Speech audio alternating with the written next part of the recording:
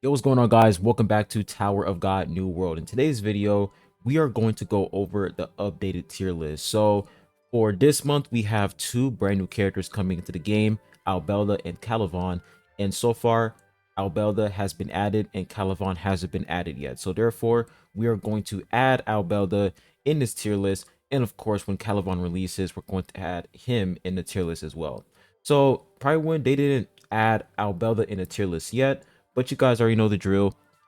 I'm going to implement Albelda in her own respective tier in the tier list maker website. So first things first, let's go ahead and talk about some characters before I implement Albelda in her own respective tier. The number one character I want to talk about is Vile. So you guys already know for Vile, he is going to receive a revolution buff in the future, probably by the end of this month, I don't know, or next update, but Vile is receiving a buff. Now, his performance lately with Albelda has been absolutely crazy. Like a lot of players, they've been sending me screenshots showing Val's performance with Albelda, and it's insane. Like he's able to deal insane damage. Like I'm talking about 10 billion damage, 9 billion damage. He's able to be like a sole DPS unit on your team if you pair him up with Albelda. So Vile's performance with Albelda, he is definitely gonna go up in that S plus tier. If I can actually find him right here, if I can actually find Vile, he should be around here somewhere. If they didn't add him in this tier list maker, that is actually crazy. Or I might just be blind here. Okay, there he is. So for Vile, S plus tier, automatically with Albelda. Without Albelda, he still remains in that S tier. But if you pair him up with Albelda, he's going up to that S plus tier because his damage is absolutely crazy. Like he is dealing crazy damage without Belda because of that huge attack percent buff. Like he's getting 300%. Like Albelda, like if you maxed out her ultimate and passive, you're pretty much getting 300% attack scaling. You pair that up with Vile, insane. So definitely S plus tier for, as of to right now without Belda. But I do feel like once Vile, like if he receives like a huge, revolution buff, like if it's actually game changing, he might be in that OP category. I don't know, but without Belda, S plus tier. Without her, S tier. So I'm gonna keep him in S tier for now. But like I said, if you have Albelda, use Albelda with Vile, and of course you can use Gia as well. Gia is crazy with Albelda because of that huge attack buff. So Vile definitely goes up to that S plus tier for sure with Albelda. Now, another character as well is Jensung. Jensung also crazy good with Albelda because of that huge attack increase. I feel like for Jensung, he would definitely go up in that S plus tier if you pair him up with Albelda. But of course, without Albelda, I think he still remains in that S tier. So those are like the two top characters I wanted to talk about. And when it comes to Garam and Princess Anak, like Princess Anak still remains in the S plus tier because she's a cracked SSR support unit. Like literally like the best universal SSR support character in the game. And of course Hayura is still in that S plus tier, literally like the best support unit for Purple Element. And then Garam, still a busted support character. So all three of these characters, they're like, I feel like they're like the top support units in the game, including Albelda. For Bomb is still good, but compared to like Princess Ana, Garam, and Ayura, I feel like they're way more better than Bomb. When it comes to energy regenerating, like Princess Anak is just on top. Like she's just insanely cracked. So these are definitely like the top three, including Albelda.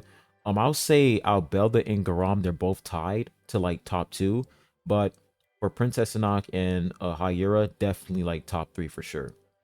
So those are like the only characters I wanted to touch on. Now we move on to Albelda. So Albelda, this unit, very good. And the reason why she is so good is because she is free to play friendly. By far, the most free to play friendly SSR plus support unit in the game because she just like you receive her full value with low dupes. She's not ultimate reliant. All of her value comes from her passive. She's able to pretty much give your ally like an invincibility frame, which is crazy. And she's able to help them block attacks like projectile, not projectile attacks, but just attacks in general.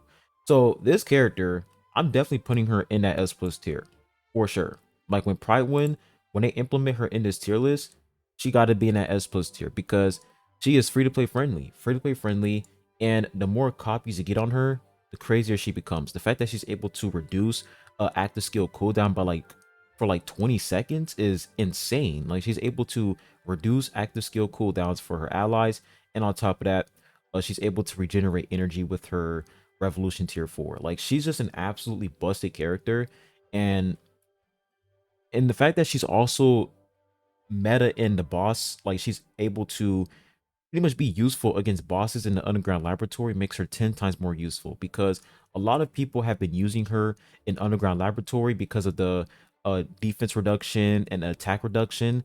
Like the boss is able to deal less damage thanks to Albelda, and you're able to deal more damage thanks to her. So if you don't have units like hats, for example, if you don't have tank hats to shred the enemy's defense, and you have Albelda, she can pretty much play as your debuffer because she shreds the enemy's defense.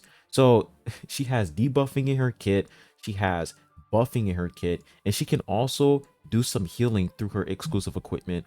Plus she has that swiftness reduction, swiftness increase. This unit is just insanely cracked. OP, nah, I still feel like Trauma Ray, he deserves that OP category because he's just an insane damage dealing support character. He's still the most busted unit in the game, but she definitely deserves that S plus tier because she is very free to play friendly. Every single time a support character is free to play friendly, that gives them a huge boost in the tier list because it just shows that that unit is viable with low copies, and it just shows how powerful they are without max investment. So Albelda, definitely S plus tier, and I hope, man, I hope right when they don't sell on this, if they put her in S tier, like they're pretty much saying that she's on the same level as Red Mask Quo, which is crazy. So better be in that S plus tier with 0 copies, because you guys can see for Evan it says 0 right here, which means that he doesn't need any dupes. Same for SSR plus Iwa and for Trauma Ray. Now for Trauma Ray, uh with low dupes for Trauma Ray, he pretty much plays like as a he plays as a solo support character. Like his job is to pretty much support. But with max copies, he's like a DPS. So they better put like 0 next to Albelda's name because she's perfectly fine with 0 copies. So that's pretty much replacement. S plus tier, 0 dupes required, very powerful support character. And that is pretty much for all like the characters. Like I feel like every character still belongs in their own respective tier. I feel like the only characters that will change is Vile and probably Flight Eric because he is receiving a buff. Like these two characters, they're going to receive a buff by the end of this month probably. So Flight Eric might go up to like S tier or even S plus tier, who knows. But these two are definitely receiving a revolution buff, so they're going to go up in a tier list depending on how good the buff is. But I will say for Vile, he definitely deserves that S plus tier without Belda because he's just insanely cracked with her. Now, when we come over here to the forum, so we're going to have an October 15 maintenance. So for me, it's happening tonight because it says October 14th in America East. So depending on your time zone, this is like the schedule for you. And we're going to have 1000 Suspinium as the maintenance reward. Now it says right here, update summary, Kallavan countdown special event. So we're going to have a countdown special event, very similar to Trauma Ray. I'm pretty sure they're going to give us codes, I don't know, but we are going to have a countdown special event, agency service center bonus time event, a prepare for battle growth push rewards event, and we're also going to have new bundles called Revolution Growth Check-in Pass. So that's pretty much all we're going to have for the maintenance that's going to take place tonight. If we end up getting codes for the countdown special event, I am going to let you guys know. I'm going to make another video sharing the codes with you guys. Hopefully this time they give us all the codes immediately versus giving us codes like every single day, because that was annoying. So if they give us codes, I'll let y'all know. But I don't know if they're going to give us codes for this countdown special event. I have no idea.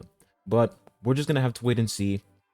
And dude, the rumors going around that Kallavan is going to be green element tank unit, if that ends up being true, it's over, bro. Like green element is literally going to be like the best element in the game. I mean, it's already the best element in the game, to be honest, because of Trauma Ray. Like Trauma Ray, he's like the only SS, like he's pretty much the only overpowered unit in the game, and combine that with a busted tank character, because they did say in that dev note, not the dev note but the Q&A form, they did say that they're going to make Kallavan really, really good.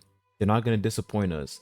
So if they're not lying, then at this point, Green Element is just on a whole nother level.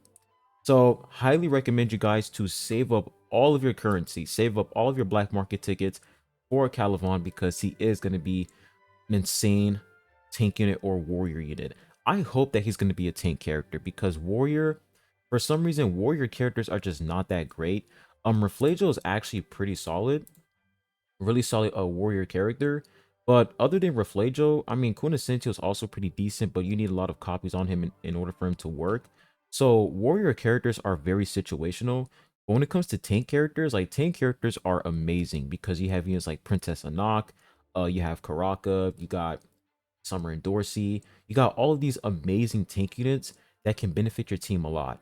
So hopefully he ends up being a tank character versus a warrior, because warrior characters very situational. But that's pretty much it. Make sure you guys hit the like button, subscribe if you haven't. I really appreciate it. I'll be catch you guys on the next one. Peace.